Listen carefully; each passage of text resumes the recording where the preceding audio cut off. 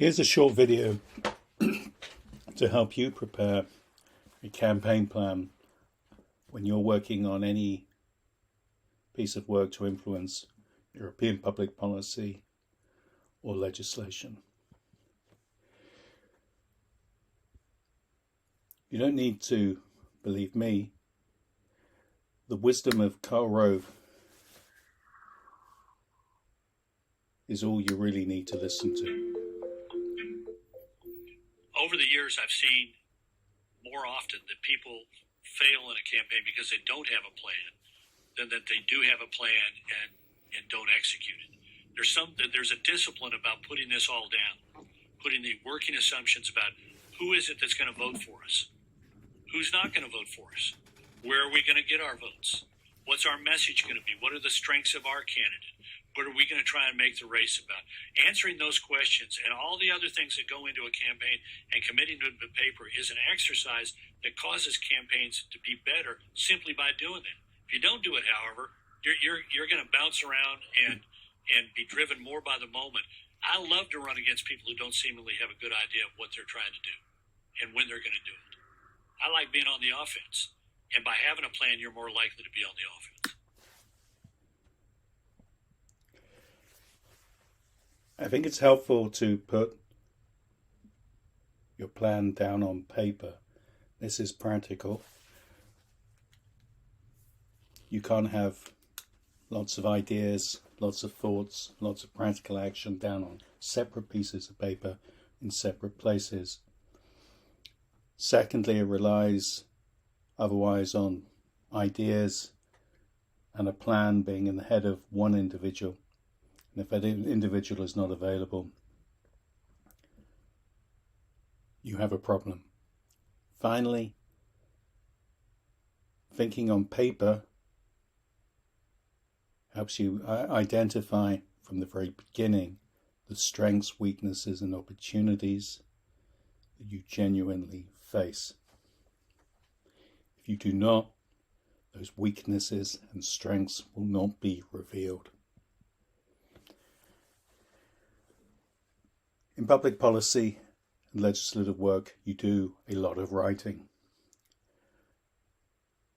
I'm always inspired by Winston Churchill's memo to his colleagues at the beginning of World War II, when he makes the case for brevity and plain English. You should follow it. I think a useful rule of thumb is if an official, a well-educated individual or politician cannot understand what you're trying to say in words when reading the document at 7 p.m. on a Friday evening, it has failed the test. So whilst plain English and brevity and conciseness are desirable, it is obvious they are rare and maybe not easy, but it is a standard to which we should all aim for. Now down to what should be in the plan. I think it is helpful to have a short descriptive title of what the file is, not necessarily the same as the legislative proposal that the Commission use. A plain English version is better. Secondly, it is useful to have a short backgrounder on the development of the proposal, why it got to where it is, where the support for it comes from, and where the opposition comes from. This will be key to helping you go forward, as you'll be using it many times. Thirdly, it is helpful to specify what type of legislation, whether it is ordinary or secondary, you are dealing with. After all, the rules of the adoption of such proposals and the votes needed to secure their passage change depending on the type of legislation you are dealing with. I have dealt with too many files where people from the very beginning got the fundamentals wrong and were surprised when they did not get the result they wanted. Finally, I think it is helpful to be very clear about where you are in the process, whether it is the preparation of the ideas, the ideation, the drafting, or is it in front of the inter-service consultation of the services and cabinets, or is it in front of the Parliament and Council? After all, the longer a file goes on in its passage, the less chance there is to influence the final text. Next, I think it is helpful to be very clear why you are working on the issue, the value that you assign to it. Maybe it is a monetary value or the precedent-setting nature of the policy or legislation. But you should be very clear why you are working on this. As you should be very clear who is paying for the work, whether it is a donor, company, which department, or members. Who is paying for it and how much they are paying are key for the success of the overall campaign. As to policies that exist or need to be decided upon, it needs to be clear who decides and signs off on existing and new policies going forward. After all, what is key in a lot of legislative negotiations is an organisation will be quickly asked for its sign-off on what to do or what to accept, and if you prevaricate too long, your influence will be lessened. And I think you also have to be clear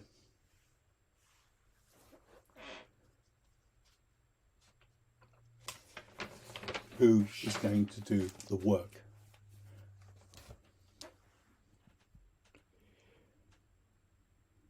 I think it is important and vital that you are very clear as in terms of your policy goals and your advocacy goals. Are you really going to persuade, for example, 27 member states who currently oppose you to back you?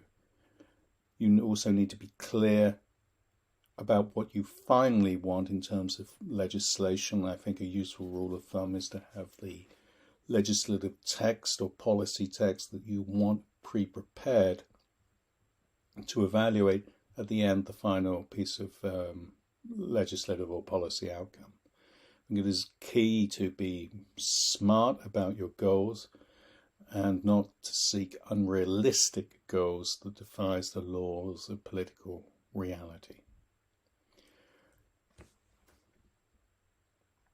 I think it is vital that you do your research. I think NGOs tend to have a stronger track record on doing initial policy and legislative work, often spending 10 to 20% of their resources before going out the door. I think it is key that you test your messages and to see, does it land with the key decision makers and influencers? It is vital that you do not ignore political reality. You will not win.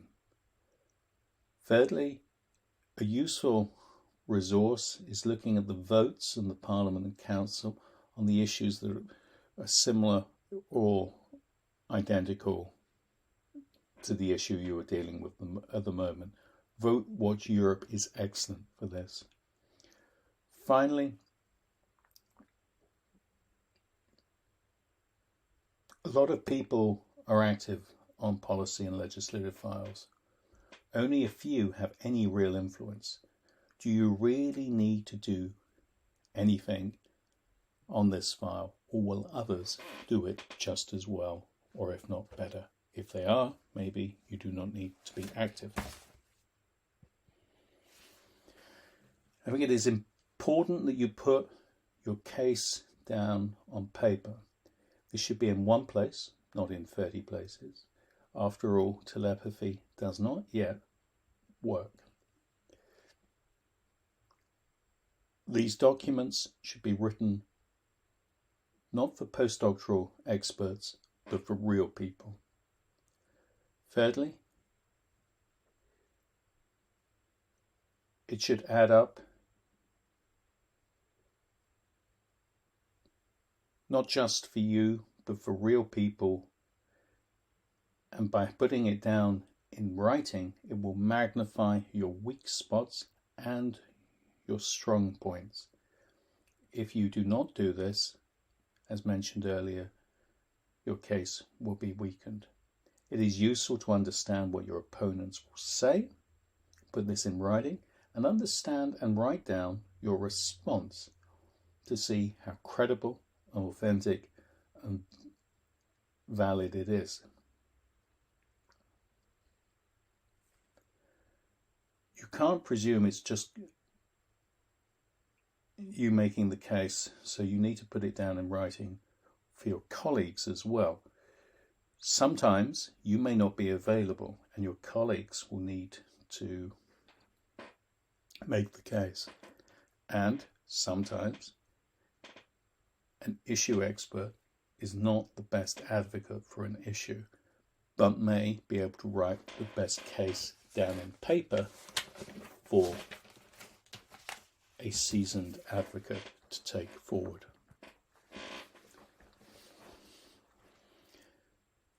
It is vital that you have certain materials available before you are active in public on the file. This includes a narrative that is a compelling story to support your case, not a technocratic masterpiece, but a compelling story. Secondly, you need a one-pager that you can leave behind. This should be in font 12 and darkened black text, not font 11 in light blue. This is necessary because an official is unlikely to be so moved by your case that he or she will memorize it instantaneously. Therefore, you should, in good practice, send your one-pager at least a week before any meeting. If you can't do this, it's going to be seen as a weakness on the part of your case. I think it is helpful also to have a policy manual of all your key materials in one place that you, your colleagues, can find as and when needed. This should include, at the very least, the key messages, the questions and answers, amendments, letters and emails that you are likely going to need to send. Finally, you need real independent evidence, data, studies, even anecdotal evidence to support your case. Those should be high quality and independent, standing up for everyday scrutiny. On any legislative or policy file, there are around 200 to 250 people throughout the European Union who decide or influence the final decision. Your challenge is knowing them and speaking with them and persuading them to support your case.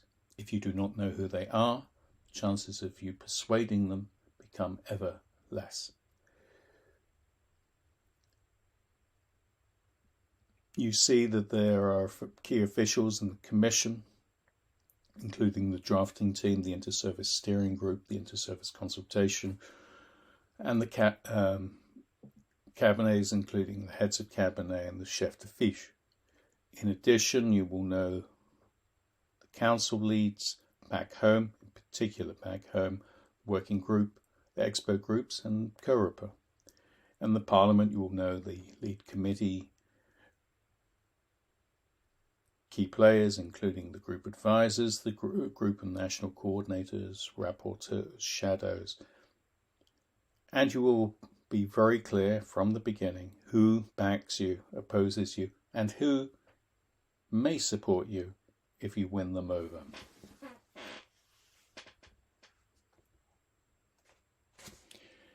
A word that on trying to persuade those who do not back you, You will waste considerable time and resources trying to persuade people who are never going to back you.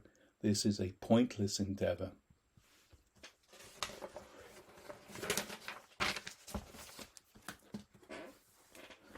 Campaigning is not a desk book exercise. It is about execution, as Karl Rove says. You have to get your right people to meet the key people with the right information at the right time. You need to get feedback to see whether 250 people really stand on your issue. Do they really support you or not? You need this early on in your campaign. Practically, I have always found that having a tracking document that lists the key actions for the month and also for the 3 months ahead is key. This should indicate whom you're going to see, or who and whom you're going to see, what information you're going to bring to support your case in those meetings, and their response.